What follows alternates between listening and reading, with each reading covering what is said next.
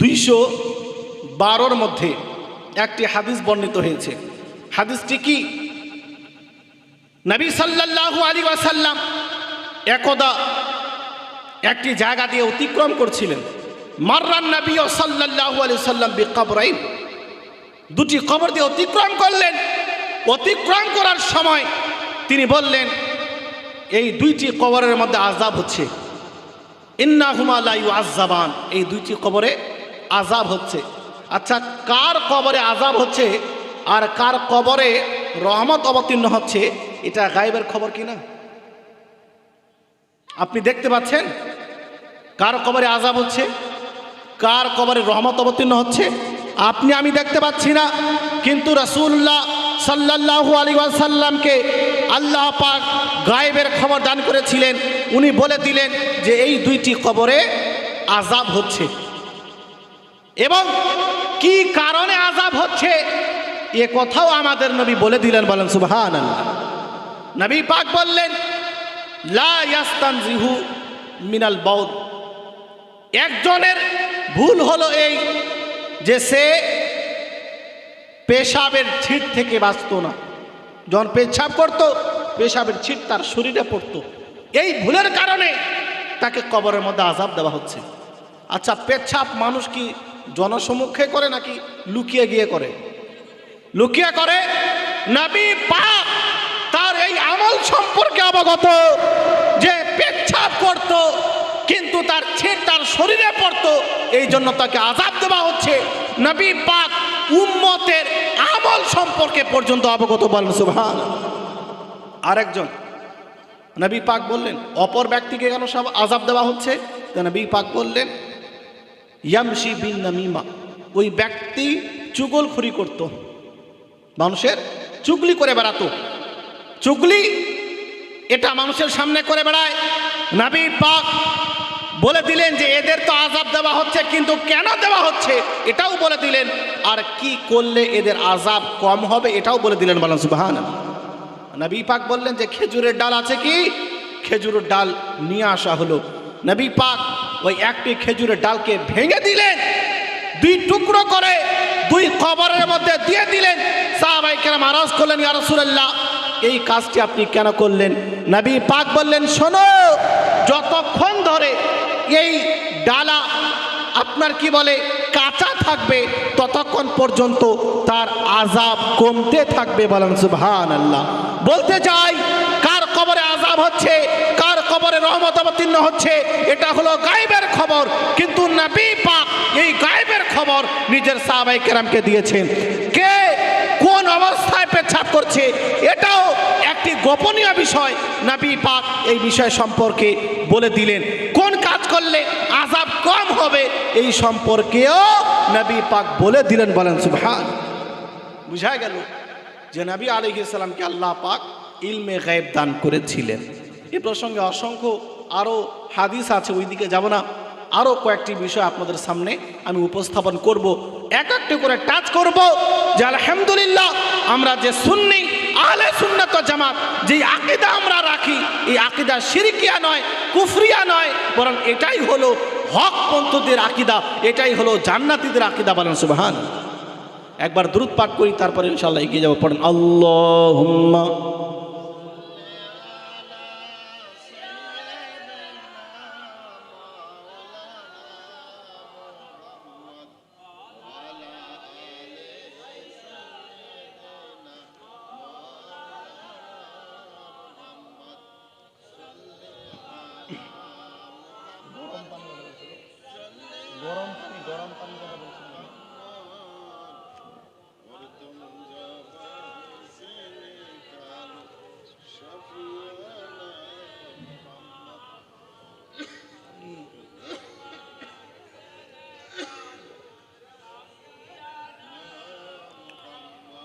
সাল্লাল্লাহু তাআলা আলাইহি ওয়াসাল্লাম।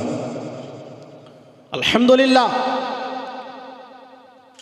আমরা আহলে সুন্নাত ওয়াল জামাত, আর আমাদের আকীদা হলো আল্লাহ পাক নিজের বিশেষ কিছু বান্দাকে এ ক্ষমতা দিয়েছেন যে ওই বান্দাগণ কাল হাসরের দিনে উত্তপ্ত ময়দানে অসংখ্য গুনাহগার মুসলমানদেরকে আল্লাহর দরবারে ক্ষমা করিয়ে সুপারিশ করে জান্নাতের মধ্যে নিয়ে যাবেন, বলেন সুবহানাল্লাহ।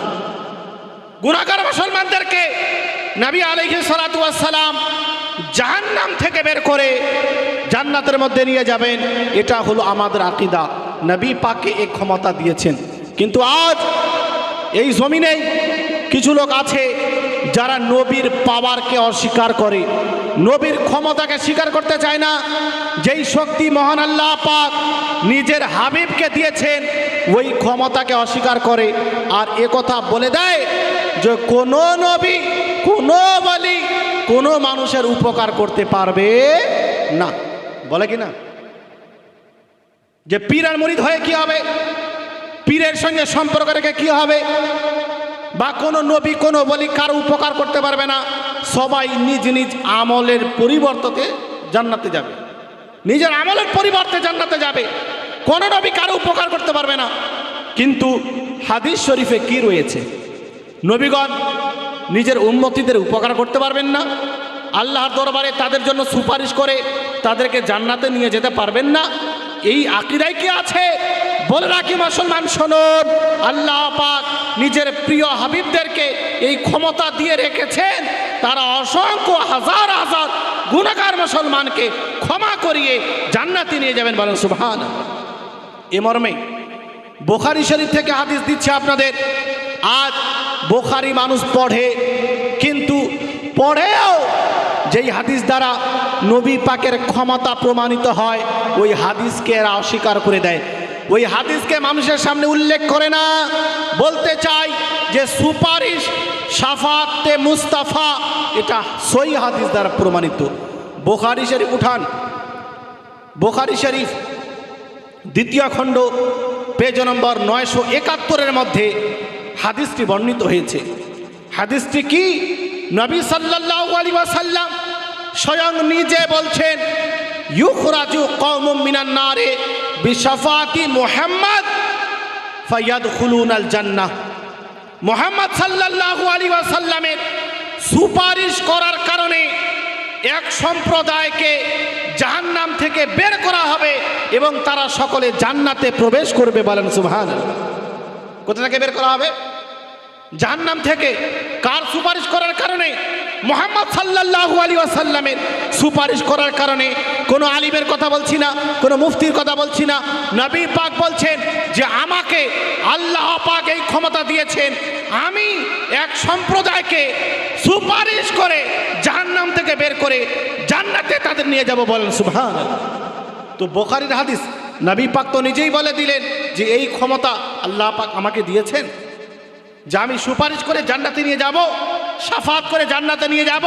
তো বুখারীর হাদিসে এই কথা আছে, তো আপনি মানছেন না কেন? কেন অস্বীকার করছেন নবী পাকের ক্ষমতাকে? কেন অস্বীকার করছেন নবী পাকের শাফাতকে? বোঝা গেল যে আপনি এখনো পর্যন্ত বুখারী পড়তে জানেন না। যদি পড়তেও জানেন তো বুখারীকে এখনো আপনি মানেন না। যদি মানতেন তাহলে স্বীকার করতেন যে নবীগণ সুপারিশ করে জান্নাতে নিয়ে যাবেন, এটা বুখারীর সহিহ হাদিস দ্বারা প্রমাণিত। আর একটি হাদিস আপনাদের সামনে রাখছি। এই হাদিসটি বর্ণিত হয়েছে সহিহ মুসলিমের মধ্যে প্রথম খণ্ড পেজ নম্বর 103 মধ্যে। নবী সাল্লাল্লাহু আলাইহি ওয়াসাল্লাম বললেন, শাফাআতিল মালাইকা ওয়ান নাবিয়্যুন ওয়াল মুমিনুন ওয়া লাম ইয়াবকা ইল্লা আরহামুর রাহিমিন। শাফাত করে নিল মালাইকা, ফেরেশতাগণ শাফাত করলো, নবীগণ শাফাত করলো, এবং মুমিনিন যারা নেক সালেহ বান্দা, পরেজগার বান্দা, তারা সুপারিশ করলো। এখন কেবল আল্লাহ পাক আছে, পরিশেষে আল্লাহ পাক নিজের দয়াতে নিজের বান্দাদেরকে ক্ষমা করে জান্নাত দান করবেন, বলেন সুবহানাল্লাহ। বলতে চাই নবী পাক মুসলিম শরীফের এই হাদিসের মধ্যে বলে দিলেন যে ফেরেশতাগণ কাল হাসরের দিনে সুপারিশ করবেন, নবীগণ কাল হাসরের দিনে সুপারিশ করবেন। এমনকি যারা নেক মুমিন বান্দা, পরেজগার, তারাও আল্লাহ পাকের দরবারে সুপারিশ করে অসংখ্য গুনাহগার মুসলমানদের জান্নাতে নিয়ে যাবেন, বলেন সুবহানাল্লাহ। দুটি হাদিস আর একটি হাদিস আপনাদের সামনে রাখছি, ইবনে মাজাহ শরীফ হাদিস পেজ নম্বর 330-এর মধ্যে আর একটি হাদিস বর্ণিত হয়েছে। হাদিসটি কি? নবী সাল্লাল্লাহু আলাইহি সাল্লাম বলেন, ইয়াশফাউ ইয়াউমাল কিয়ামাতি সালাসা, হাসরের দিনে 3 ধরনের সম্প্রদায় সুপারিশ করবে। কয় ধরনের? 3 ধরনের। এটা কোনো আলিমের কথা নয়, নবী পাক বলছেন 3 ধরনের সম্প্রদায় সুপারিশ করবেন। কে? আল আম্বিয়া, নবীগণ সুপারিশ করবেন গুনাহগার মুসলমানদের জন্য। দ্বিতীয়, নবী পাক বললেন সুম্মাল উলামা, আলেম সম্প্রদায়। বলেন সুবহানাল্লাহ।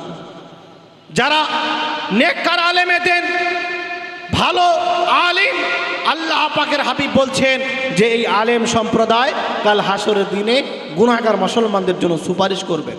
তৃতীয়ত নবী পাক বললেন সুম্মা শুহাদা, তারপরে যারা শহীদ হয়েছেন আল্লাহ পাকের রাস্তায়, তাদেরকেও এই ক্ষমতা মহান আল্লাহ পাক দেবেন, তারা গুনাহগার মুসলমানদের জন্য সুপারিশ করে জান্নাতে নিয়ে যাবেন। বলেন সুবহানাল্লাহ।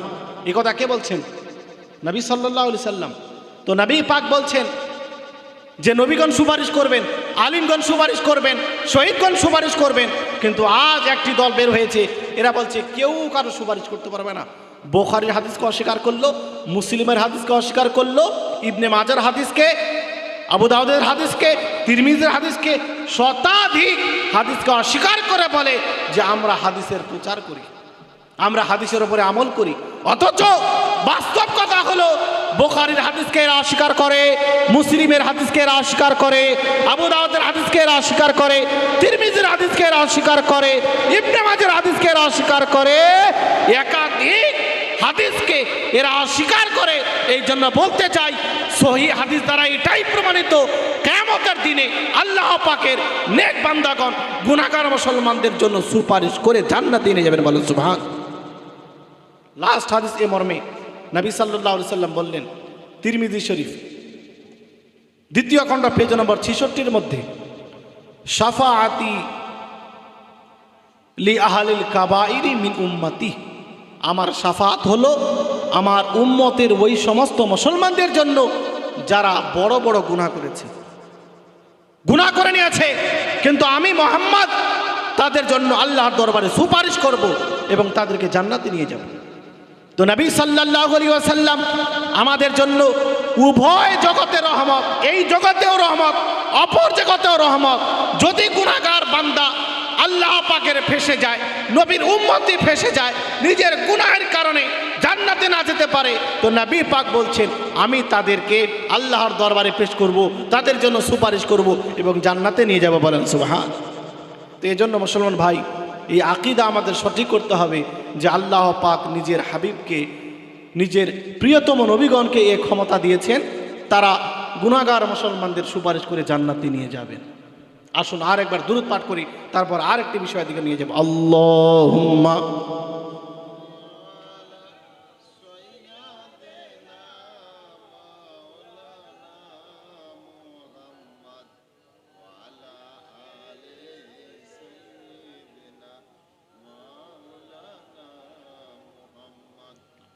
সাল্লু আলা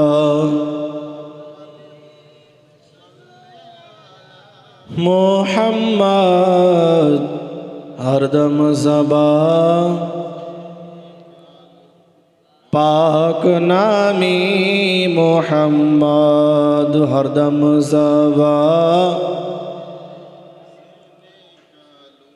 শাফিঈনা মুহাম্মদ সাল্লাল্লাহু তাআলা আলাইহি ওয়াসাল্লাম। আলহামদুলিল্লাহ। আর একটি আহলে সুন্নাত ওয়াল জামাতের আকীদা হলো এই, সমস্ত নবীগণ নিজ নিজ কবরের মধ্যে জীবিত আছেন শারীরিকভাবে। বলেন সুবহানাল্লাহ। কিভাবে জীবিত আছেন? শারীরিকভাবে। আল্লাহ পাক নবীগণকে শারীরিকভাবে পবিত্র কবরের মধ্যে জীবিত রেখেছেন। এটা হলো আমাদের সুন্নিদের আকীদা। আজ কিছু ভণ্ড শেখ বেরিয়েছে যারা বলে যে নবীগণ মরে মাটির সঙ্গে মিশে গেছে। বলে নাউজুবিল্লাহ। কি বলে? যে নবীগণ হলেন মৃত, জীবিত না, মাটির সঙ্গে মিশে গেছে। নাউজুবিল্লাহ। এটা চরম পর্যায়ের বেয়াদবি। কোন মুসলমান এই রকমের কথা নবী সাল্লাল্লাহু আলাইহি ওয়াসাল্লামের সম্মানার্থে ব্যবহার করতে পারে না। বরং হাদিস দ্বারা এটাই প্রমাণিত যে নবীগণ নিজ নিজ কবরে জীবিত আছেন, বলেন সুবহানাল্লাহ। আপনাদের সামনে দলিল রাখছি কয়েকটি হাদিস। প্রথম হাদিসটি ইবনে মাজাহ শরীফের মধ্যে বর্ণিত হয়েছে, মিশকাত শরীফের মধ্যে বর্ণিত হয়েছে। মিশকাত শরীফ পেজ নম্বর 121-এর মধ্যে নবী সাল্লাল্লাহু আলাইহি ওয়াসাল্লাম নিজের আকীদা প্রকাশ করেছেন যে নবীদেরকে আল্লাহ পাক কবরে কি অবস্থায় রেখেছেন, জীবিত আছেন নাকি মৃত আছেন। নবী পাক নিজের আকীদা নিজের উম্মতের সামনে রেখেছেন, নিজের বিশ্বাস নিজের উম্মতের সামনে রেখেছেন যে হায়াতুন নবী নাকি মামাতুন নবী, জীবিত নাকি মৃত। নবী পাক মিশকাত শরীফ 121 নম্বর পেজের মধ্যে বললেন, ইন্নাল্লাহা হারামা আলাল আরদি আন তাকুল আজসাদাল আম্বিয়া ফানাবিয়ুল্লাহি হাইয়ুন ইউরজাক। নবী আলাইহিস সালাতু ওয়াস সালাম বললেন, হে আমার উম্মত উম্মতিরা শোনো, আল্লাহ পাক এই মাটির ওপরে হারাম করে দিয়েছেন, মাটি কোন নবীর দেহকে খেতে পারে না, বরং নবীগণ নিজ নিজ কবরে জীবিত আছেন এবং তাদেরকে আল্লাহ পাক রুজি দান করেন, বলেন সুবহানাল্লাহ। কে বলছেন? যেই নবীর আপনি কলমা পড়েছেন, যেই নবীর কলমা পড়ে মুসলমান হয়েছেন, যেই নবীর সুন্নতের ওপরে আমল করার দাবি করেন, যেই নবীর হাদিসের ওপরে আমল করার আপনি দাবিদার, সেই নবী বলছেন যে নবীগণ মৃত নন, নবীগণ নিজ নিজ কবরে জীবিত আছেন, তাদেরকে আল্লাহ পাক হায়াত দান করেছেন, তাদেরকে কবরের মধ্যে আল্লাহ পাক রুজি দেন, বলেন সুবহানাল্লাহ। তো নবী পাক নিজের আকীদা প্রকাশ করে দিলেন যে নবীদেরকে মুর্দা ভাবিও না, নবীগণ নিজ নিজ কবরে জীবিত আছেন। আর একটি সহিহ হাদিস মুসলিম শরীফ থেকে আপনাদের সামনে পেশ করছি।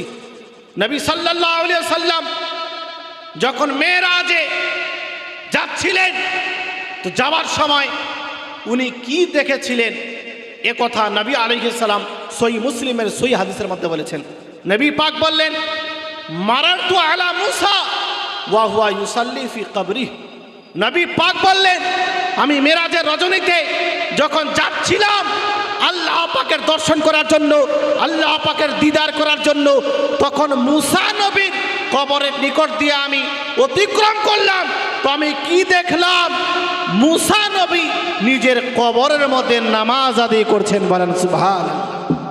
নামাজ আদায় করছেন, এটা কে বলছেন? আমাদের নবী। আর সহিহ হাদিস সহিহ মুসলিমের। আচ্ছা, নামাজ শরীর ব্যতীত মানুষ নামাজ পড়তে পারে? রূহ কি নামাজ আদায় করতে পারে? রূহ নামাজ আদায় করতে সক্ষম নয়। নামাজি হওয়ার জন্য শারীরিকভাবে জীবিত থাকতে হবে। নবী পাক বললেন যে মুসা নবীকে আমি দেখলাম নামাজরত অবস্থায় নামাজ আদায় করছিলেন। নবী পাক আকীদা প্রকাশ করে দিলেন যে নবীগণকে তোমরা মুর্দা ভাবিও না, তাদেরকে আল্লাহ পাক সাময়িক সময়ের জন্য মৃত্যু দান করেছেন, কিন্তু মৃত্যু হওয়ার পরে, ইন্তেকালের পরে আবার পুনরায় তাদের দেহের মধ্যে আল্লাহ পাক রূহ দান করেছেন, বলেন সুবহানাল্লাহ। রূহ দিয়ে দিয়েছেন। যখন রূহ আবার শরীরের মধ্যে প্রবেশ করে তো একজন মানুষ জীবিত হয়ে যায় শারীরিকভাবে। তো এই আকীদা, এটা আমাদের সুন্নতের বানাওয়াট আকীদা নয়। নবী পাক মুসলিমের হাদিসের মধ্যে বলছেন যে নবীগণ কবরের মধ্যে জীবিত। ইবনে মাজার হাদিসের মধ্যে বলছেন নবীগণ কবরে জীবিত। মিশকাত সহ একাধিক হাদিসের মধ্যে আছে নবীগণ নিজ নিজ কবরের মধ্যে জীবিত, বলেন সুবহানাল্লাহ। আজ এরা বলে যে নবীগণ মুর্দা, নাউজুবিল্লাহ, হাদিসকে অস্বীকার করে আর বলে যে এটা বেরেলভিদের বানানো আকীদা। আলা হযরতের যারা মান্যকারী তারা এই আকীদা বানিয়েছে যে নবীগণ জীবিত। কোনো দলিল নাই, অথচ দলিল আপনাদের সামনে দিয়ে দিয়েছি। আল্লামা জালালউদ্দিন সুয়ুতি রহমাতুল্লাহি তাআলা আলাইহি 520 বছর আগে উনার ইন্তেকাল হয়েছে। উনি বেরেলি শরীফে জন্মগ্রহণ করেননি, কেচচা শরীফে জন্মগ্রহণ করেননি। আপনি কি বলে যে উনি মোবারকপুরে জন্মগ্রহণ করেনি? ভারতবর্ষে উনি জন্মগ্রহণ করেননি, উনি জন্মগ্রহণ করেছেন মিশরে। 520 বছর আগে উনার ইন্তেকাল হয়েছে উনি নিজের কিতাব খাসায়েসে কুবরার মধ্যে এই আকীদা প্রকাশ করে দিয়েছেন। দ্বিতীয় খণ্ড পেজ নম্বর 281 মধ্যে যে নবীগণ কবরে জীবিত না মৃত, তিনি স্পষ্ট ভাষায় নিজের কিতাবের মধ্যে লিখে দিয়েছেন যে আল আম্বিয়াউ আহইয়াউন ফি কুবুরিহিম ইউসাল্লুন। তিনি বলেন যে নবীগণ নিজ নিজ কবরে জীবিত আছেন এবং তারা কবরের মধ্যে নামাজ আদায় করেন, বলো সুবহানাল্লাহ। আর এই হাদিস ইমাম বাইহাকি কিতাবের মধ্যে উল্লেখ করেছেন। তো বলতে চাই যে ইমাম জালালউদ্দিন সুয়ুতী 520 বছর আগে উনি বেরেলির ছিলেন না, মিশরে জন্মগ্রহণ করেছিলেন। উনি নিজের আকীদা প্রকাশ করে দিয়েছেন যে নবীগণকে মৃত মনে করিও না। নবী পাক বলে গেছেন যে সমস্ত নবীগণ নিজ নিজ কবরের মধ্যে জীবিত আছেন। এটা ইমাম আহমদ রাজার বানাবাট আকীদা নয়, বরং এটা হলো সমস্ত মুসলমানদের আকীদা, বলেন সুবহানাল্লাহ। নবীগণ নিজ নিজ কবরে জীবিত আছেন। আর একটি দলিল আপনাদের সামনে রেখে দিচ্ছি।